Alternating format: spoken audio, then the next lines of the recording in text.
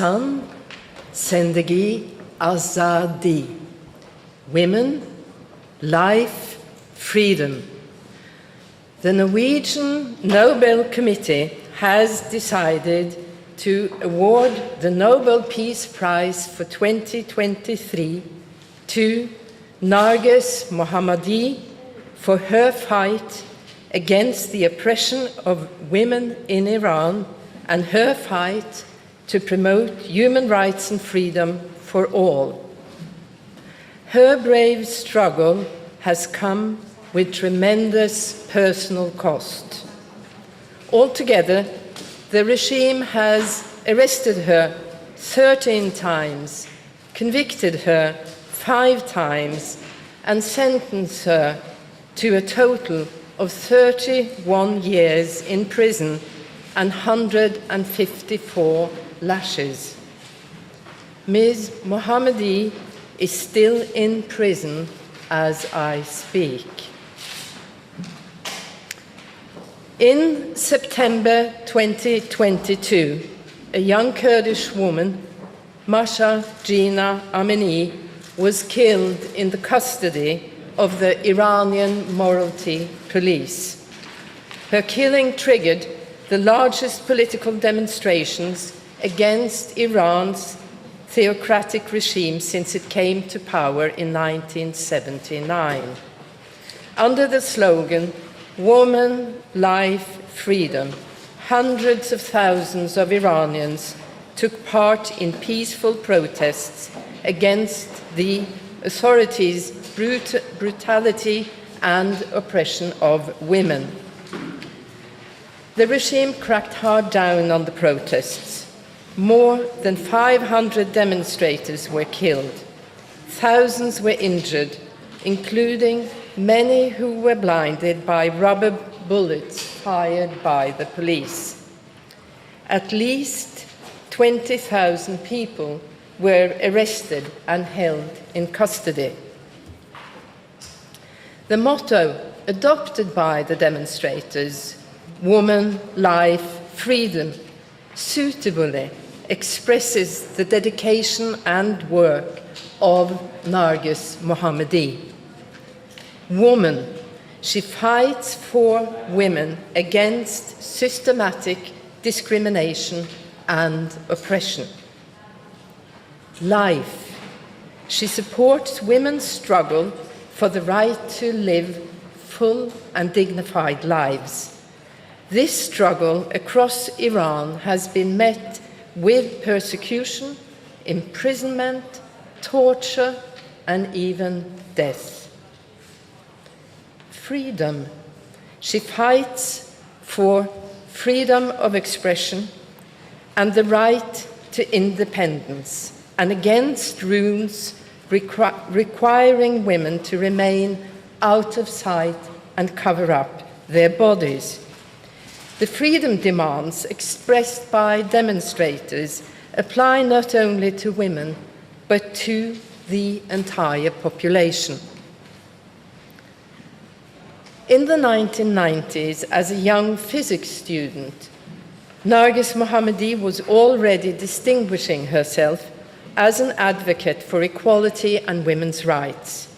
After concluding her studies, she worked as an engineer as well as a columnist in various reform-minded newspapers.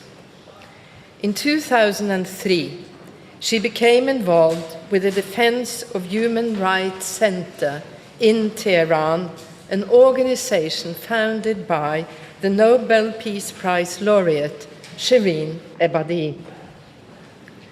In 2011, Ms. Mohammadi was arrested for the first time and sentenced to many years of imprisonment for her efforts to assist incarcerated activists and their families. 2 years later, after her release on bail, Ms. Mohammadi immersed herself in a campaign against the use of death penalty. Iran has long been among the countries that execute the highest proportion of their inhabitants annually. Just since January 2022, more than 860 prisoners have been punished by death in Iran. Her activism against the death penalty led to the rearrest of Ms. Mohammadi in 2015 and to a sentence of additional years behind walls. Upon her return to prison, she began opposing the regime's systematic use of torture and sexualized violence against political prisoners, and especially women, that is practiced in Iranian prisons. Last year's wave of protests became known to the political prisoners held inside the notorious Evin prison in Tehran. Once again, Ms. Mohammadi assumed leadership. From prison, she expressed support for the demonstrators and organized solidarity actions among her fellow inmates. The prison authorities responded by imposing even stricter conditions. Ms. Mohammadi was prohibited from receiving calls and visitors. She nevertheless managed to smuggle out an article which the New York Times published on the one-year anniversary of Mahsa Jina Amini's killing. The message was, "The more of us they lock up, the stronger we become." From captivity, we ensure that the protests have not ebbed out. Narges Mohammadi is a woman, a human rights advocate, and a freedom fighter. Awarding her this year's Nobel Peace Prize, the Norwegian Nobel Committee wishes to honor her courageous fight for human rights, freedom, and democracy in Iran.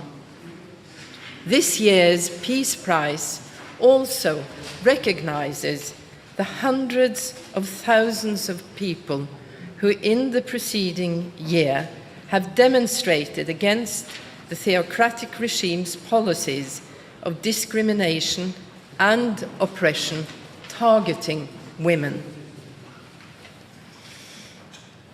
Only by embracing equal rights for all can the world achieve the fraternity between nations that Alfred Nobel sought to promote. The award to Narges Mohammadi follows a long tradition in which the Norwegian Nobel Committee has awarded the Peace Prize to those working to advance social justice, human rights, and democracy. These are important preconditions for lasting. Chair, what impact do you hope that this prize will have on the situation in Iran? This prize is first and foremost a recognition of the very important work of a whole movement in Iran with its undisputed leader, Narges Mohammadi. The impact of the prize is not for the Nobel Committee to decide upon. We hope that it is an encouragement to continue the work in whichever form this movement finds to be fitting. This is a person who is imprisoned. What will be the situation in December when she is actually given the prize? Well, if the Iranian authorities make the right decision, they will release her so she can be present to receive this honor, which is what we primarily hope for. How we will carry out the arrangements. We have a couple of months to plan that. Stolt Alsnes from TV2 Norway. The three last year's laureates are receiving treatment from their respective governments following receiving the Nobel Peace Prize. How would you comment on the situation for the last year's winners? I'm sorry, how is my comment on? The last year's laureates, some of them in prison, they're still harassed by their governments. How do you comment on that situation? Well, it just shows, first of all, that democracy is on decline. There are plenty of authoritarian regimes around the world that suppresses opposition. And all these prizes, they illustrate that being a freedom fighter, being in opposition, comes at a very high cost. And of course, Mohammadi and Bialyatsky, they have this in common, that they have been fighting for basic human rights, and it has cost them everything, their lives. They are in prison on long, uncertain prison terms. They are isolated from family, friends, the rest of the world, and the cost for them individually, I think we can hardly imagine. And what is the signal from the Nobel Committee to the Iranian government? Well, the signal is listen to your own people. And the signal is sustainable societies have a civil society, have basic democratic rights, and respect individuals' human rights. That is the signal.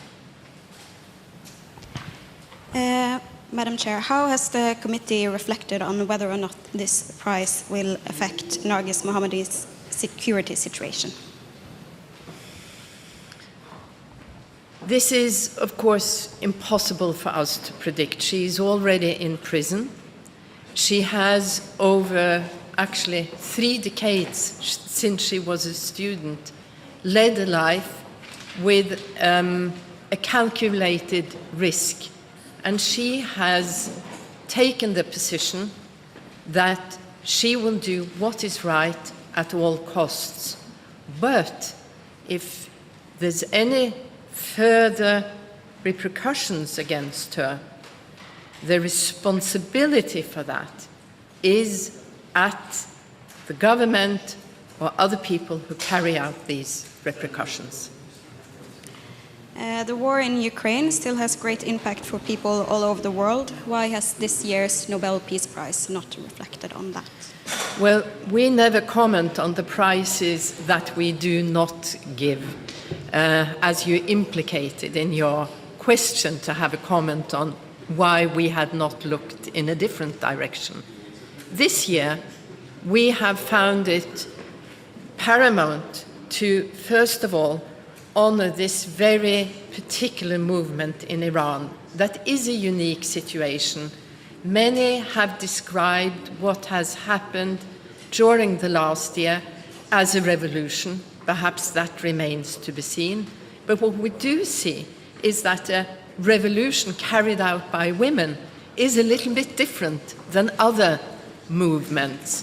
That is significant, but also it is a global problem to honor the half of the population that is women in several countries around the world. Mieszko Czarnecki, Gazeta.pl from Warsaw. This year, laureate and prize seems to have much more universal context because women's rights are in danger worldwide. Don't you think that it is an address not only to Iranian government but to many other governments worldwide, not only in Iran but in Central or Eastern Europe, in Africa, in Southern America, and so on? Absolutely.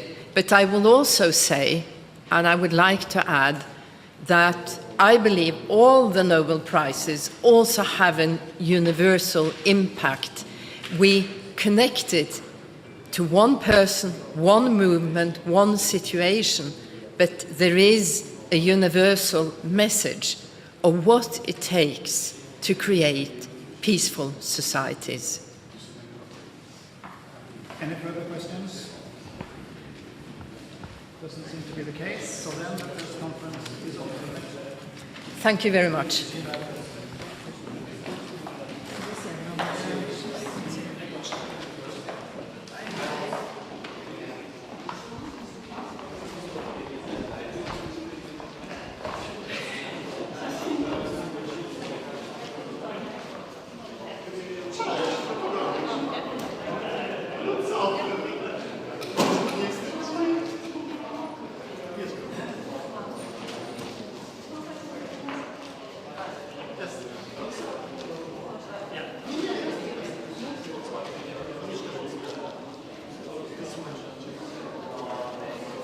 Thank you.